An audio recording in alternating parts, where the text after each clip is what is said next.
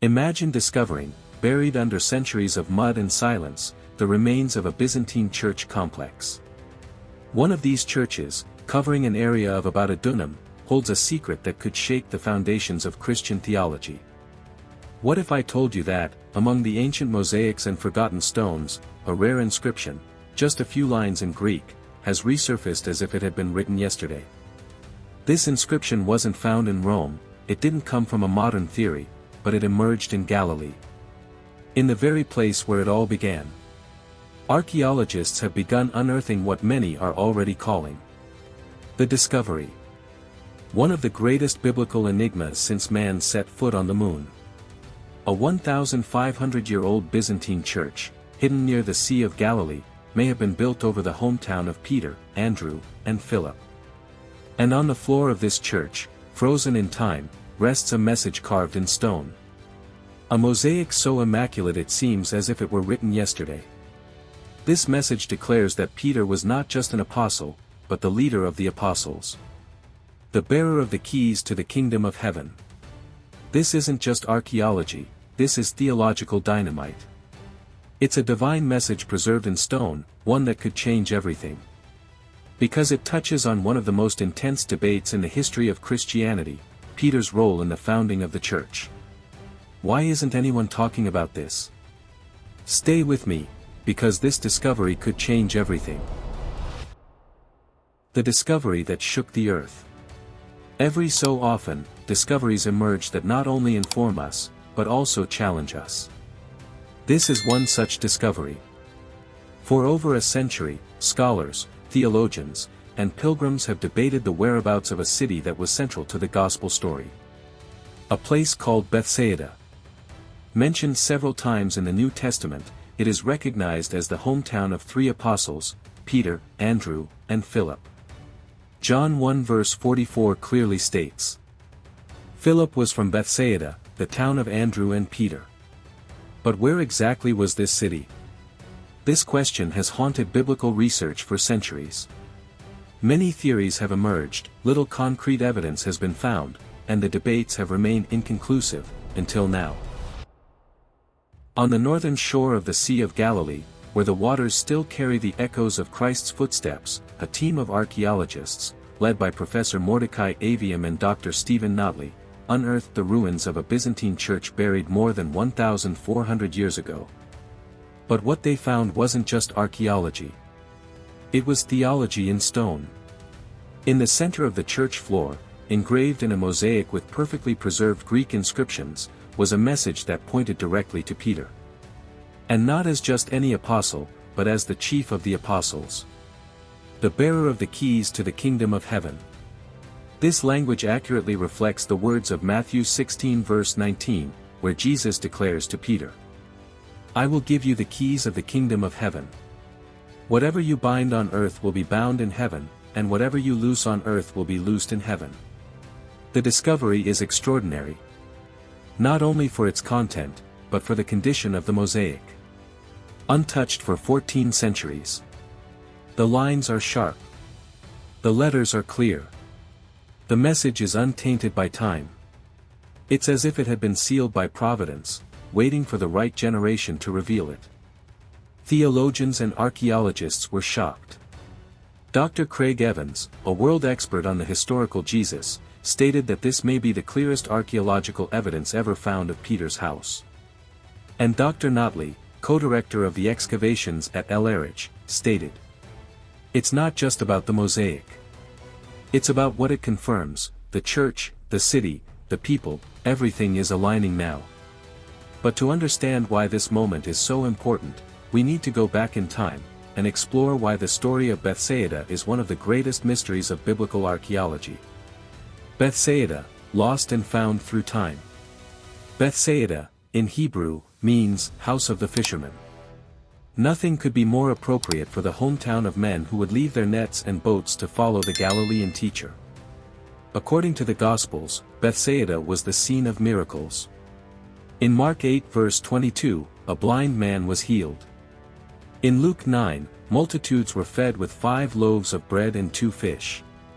And it was nearby that Jesus walked on water. But Bethsaida also has a dark side. It is one of the few cities directly cursed by Jesus. Woe to you, Bethsaida! For if the mighty works that were done in you had been done in Tyre and Sidon, they would have repented long ago. Luke 10 verse 13. After this condemnation, the city disappears from the New Testament records, and soon after, from history itself. During the Middle Ages, pilgrims sought its location guided only by legends, but without consensus. The city was swallowed by the earth, and with it, an essential part of the geography of the Gospel. In the 19th century, German and American scholars suggested a site called Et Tel, nearly 2 kilometers from the lake. But there were problems. The distance from the water was great, and the site lacked clear Roman evidence from the 1st century, the time of Jesus. The real turning point came after the Six-Day War in 1967. The region was reopened to archaeological exploration, and Israeli researchers began considering a new candidate, El-Araj, a plain much closer to the Sea of Galilee. Fragments of pottery, glass, and mosaics began to indicate that the land had been occupied for centuries. But it wasn't until the early 2000s that global interest was reignited, when Pope John Paul II flew over the region and received from the excavation team a replica of an ancient bronze key found at the site. The gesture was loaded with symbolism, the key, the symbol of Peter. In 2016, an official archaeological team, with support from institutions such as the University of Nebraska at Omaha, began large-scale excavations in El-Araj. In the first season, they found coins and tools from the time of Jesus. The forgotten city was beginning to be rediscovered. In 2018, excavations uncovered something extraordinary, the foundations of an ancient Byzantine basilica, accompanied by the remains of a hospitality complex, with baths and lodgings, exactly what one would expect from a site visited by Christian pilgrims in the early centuries of the faith. But what came next was even more surprising. There, among delicately preserved geometric mosaics, an inscription in ancient Greek emerged. Framed by colored stones, the message was clear, powerful, and profoundly theological, a prayer offered in the name of a man named Constantine, not the Roman emperor, but likely a local patron. The inscription mentions the Apostle Peter with a title that echoes through the ages, Chief of the Apostles, and Holder of the Keys of the Kingdom of Heaven. It wasn't a figure of speech. It was an affirmation. This theological language doesn't soften, it doesn't shy away. It proclaims. It declares Peter the leader among the apostles and the bearer of the spiritual authority conferred by Christ, as recorded in Matthew 16 verse 19. I will give you the keys of the kingdom of heaven. Whatever you bind on earth will be bound in heaven, and whatever you loose on earth will be loosed in heaven. This discovery strikingly aligns with an ancient account forgotten by many. In the 8th century, the Bavarian bishop Willibald made a pilgrimage to the Holy Land. In his records, he claims to have spent the night in a church in Bethsaida, a church dedicated to Peter and Andrew. For centuries, scholars dismissed this account as mere devotion or pious legend. But now we have the stones. We have the altar. We have the inscription. We have the exact structure Willibald described. And that changes everything. Because what was buried under centuries of earth, silenced by seasonal floods and time, was more than architecture. It was memory. It was belief. It was continuity. It was as if the ground itself was waiting for the right moment to speak. In 2016, when excavations at El-Araj began, the goal was to find clues. But within weeks, archaeologists had unearthed solid foundations, a Byzantine church built on older Roman layers, creating a vertical line of faith, from the Galilee of Jesus to the early Christians, and from there to the present day. The site reveals more than walls. It was a complex, a church, public baths, accommodations. Everything one would expect from a sacred pilgrimage site. And then, more inscriptions. 3 in total, all in Greek. 2 of them nearly intact, even after 1,000 years buried. And there, like a message preserved by providence, is the phrase. This work was done with zeal by Constantine, a servant of Christ, in honor of Peter, the chief of the apostles and holder of the keys of the heavenly spheres. May Peter intercede for him and his sons. These words are more than embellishments. They are doctrinal statements. Peter is not simply called a disciple. He is recognized as a leader. As the one who has received the keys, an image that also harks back to Isaiah 22 verse 22, where the keys symbolize authority, succession, and administration of the kingdom. But what is most fascinating is how this theology is not isolated in a devotional text. It is engraved, in stone. Exactly where, according to Willibald, the church stood. For centuries, his testimony was ignored. Considered too poetic, perhaps legendary. But now, with the structure visible, the inscription legible, and the alignment between text and ground, his voice re-emerges as an eyewitness to a buried truth. The church underground didn't just preserve names. It preserved memory. It preserved the faith of the early Christians. And in doing so, it built something extremely rare in biblical archaeology, a bridge between Scripture and the earth. Between what was written, and what was walked on. But this bridge doesn't end there. It leads us to an urgent question. If this church is indeed located over a first-century village, a village linked to Peter, Andrew, and Philip, what does that confirm? Because we're not talking about a chapel built haphazardly. We're talking about a church intentionally built over a revered site. The early Christians didn't plant churches haphazardly. They built them over sacred sites. Over real memories. Over physical testimonies of where God moved. This is what we see throughout the Holy Land, the Church of the Nativity in Bethlehem, built over the cave where Jesus is believed to have been born. The Church of the Holy Sepulchre in Jerusalem, built over Golgotha and the empty tomb. And now, perhaps, the Church of Peter, in Bethsaida. The Church of the Holy Sepulchre stands in Jerusalem over the traditional site of Jesus' crucifixion and resurrection. The Church of the Annunciation in Nazareth commemorates the moment the angel spoke to Mary. And now, perhaps, after centuries of debate, oblivion, and silence, Bethsaida has resurfaced, bearing the same markers of sacred memory. Those who built this church didn't have drones, GPS, or carbon dating. But they had something just as powerful, living memory. They had an oral tradition passed down from generation to generation.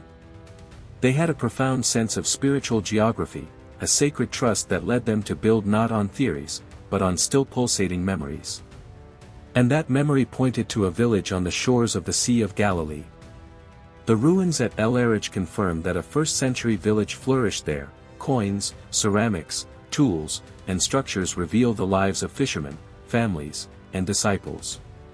And there, on this ancient ground, stands a church. Not dedicated to any biblical character, but to Peter, the one to whom Jesus declared, "I will give you the keys of the kingdom of heaven." That alone would be extraordinary. But what makes it all the more explosive is the inscription found inside the church. It doesn't just honor Peter as an apostle or saint. It calls him, in so many words, chief of the apostles. And this is not a symbolic expression. The word used, Kyrios, in Greek, is clear, direct, unmistakable. It implies authority. Leadership. A role of unquestionable spiritual leadership among the 12. Peter is exalted there not as one among equals, but as the one chosen by divine appointment to occupy a unique place. And consider this carefully. This inscription is not in Latin. It did not come from Rome. It is not part of a medieval papal agenda. It was written in Greek. By Byzantine Christians. Centuries before the Great Schism, before the rise of the papacy as we know it, and long before the churches of East and West split. This is profoundly revealing. Because it tells us that the idea of Peter's primacy, that he was chosen by Christ to lead, guard, and serve as keeper of the keys of the kingdom, did not originate in Rome, but was rooted in the very heart of the early, undivided church, both East and West. And most striking of all is the engraved expression. Holder of the keys of the heavenly kingdom. This is not a poetic metaphor. It is not liturgical decoration. It is a direct reference to Matthew 16 verse 19, the verse that has sustained centuries of theology, been cited in councils, debated in the Reformation, and defended by entire catechisms. And now, it's there. Engraved in stone. In the ground of Peter's hometown. Made by people who lived before all the great theological controversies began. This discovery does not prove the modern papacy. But it proves something even more important. That Peter's unique role as leader of the church was recognized, proclaimed, and honored from the earliest centuries, so profoundly that it was immortalized on the floor of a church built in his own hometown. For nearly 2,000 years, Peter's role has been the center of debate, division, and doctrine. Some argue, based on Matthew 18 verse 18, that Jesus gave authority to all the apostles, and this is true. But the passage in Matthew 16 verse 19 goes further. It speaks of keys, a biblical symbol of exclusive authority, administration, and succession. In ancient times, those who held the king's keys not only opened doors but exercised the king's own power in his absence. And this is what Isaiah 22 verse 22 teaches us. I will place the key of the house of David on his shoulder. What he opens, no one will be able to shut, and what he shuts, no one will be able to open. This messianic prophecy is perfectly mirrored in Matthew 16. And now, it is reinforced by the inscription discovered at El Arich. What does this show us? That the Catholic interpretation of Peter's authority was not a later invention, nor a Roman artifice. It was accepted and celebrated by Eastern Christian communities long before political and doctrinal divisions. This discovery does not require anyone to become Catholic. But it invites us to deep reflection. Could the idea of Peter as the visible leader of the Church be older, more universal, more grounded than we imagined? Even for those who do not follow the Catholic tradition, the evidence should not be ignored. It does not challenge faith, it expands understanding. And it calls us to consider that certain beliefs may have traversed centuries, empires, languages, and liturgies, and reached us intact. This inscription does not force a conclusion. It poses a question. What began as a routine excavation on the shores of Galilee became a moment of profound revelation, where history and faith met in the dust of time. The El Arich mosaic is more than an artifact. It is a message preserved against all odds. Etched in stone. Guarded by the earth. Waiting for the right time to speak. And now that it has spoken, the question that remains is no longer whether it is true. The question is, what will we do with it? Because today, history and faith collided. And the dust from that collision is still settling.